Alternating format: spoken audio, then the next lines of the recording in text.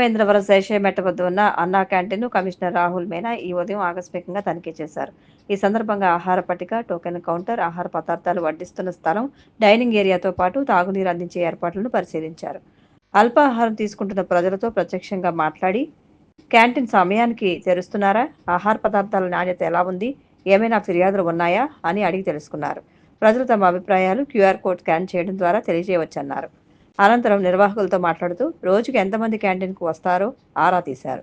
ప్రజలకు సకాలంలో నాణ్యమైన, పరిశుభ్రమైన భోజనాన్ని అందించాలని, క్యాంటీన్ పరిసరాల్లో స్వచ్ఛతా నియమాలు పాటించాలన్నారు.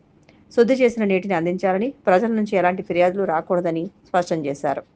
ఐపీఎల్ ఆరంభం వేళ తూర్పుగోదావరి జిల్లాలో బెట్టింగ్ జోరుగా సాగుతోంది. యువత బెట్టింగ్ రాయుళ్ల మోసపూరిత వలలో పడకుండా అప్రమత్తంగా ఉండాలని తూర్పుగోదావరి జిల్లా ఎస్పీ డి నరసింహకిషోర్ విజ్ఞప్తి చేశారు. క్రికెట్ బెట్టింగ్కు పాల్పడితే ఏపీ గేమింగ్ యాక్ట్ ప్రకారం కేసులు నమోదు చేసి కఠిన చర్యలు తీసుకుంటామని హెచ్చరించారు. జిల్లా వ్యాప్తంగా ప్రత్యేక నిఘా పెట్టి బెట్టింగ్ నిర్మూలనకు కట్టుదిట్టమైన చర్యలు తీసుకుంటున్నట్లు తెలిపారు. ఎక్కడైనా బెట్టింగ్ జరుగుతున్నట్లు తెలిస్తే వెంటనే 112కు కాల్ చేయాలని విజ్ఞప్తి చేశారు. బెట్టింగ్ అనేది కేవలం డబ్బు పోగొట్టుకోవడం మాత్రమే కాదని, అది మానసిక ఒత్తిడికి, కుటుంబ కలహాలకు, ఆత్మహత్యలకు దారితీస్తుందని హెచ్చరించారు. ఆస్తి పన్నుపై వడ్డీ రాయితీతో పన్ను చెల్లించడానికి నేడే ఆఖరు తేదీ కావడంతో నేడు ఉదయం 7 గంటల నుంచి అర్ధరాత్రి 12 గంటల వరకు పన్ను చెల్లింపు కేంద్రాలను తెరిచే ఉంచుతామని కమిషనర్ రాహుల్ మీనా పేర్కొన్నారు.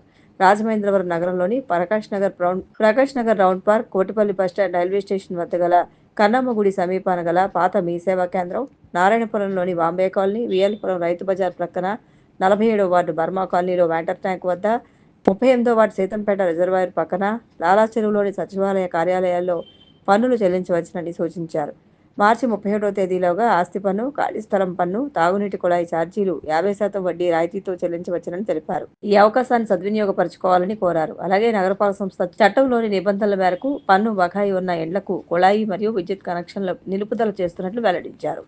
ఇరాన్తో కొనసాగుతున్న యుద్ధాన్ని ముగించాలని అమెరికా అధ్యక్షుడు డొనాల్డ్ ట్రంప్ కీలక నిర్ణయం తీసుకున్నట్లు, హర్మూజ్ జలసంధి పూర్తిగా తిరిగి తెరవకపోయినా ప్రస్తుత సైనిక చర్యలను ముగించేందుకు ఆయన సిద్ధంగా ఉన్నారని వాల్ స్ట్రీట్ జర్నల్ కథనాన్ని ప్రచురించింది.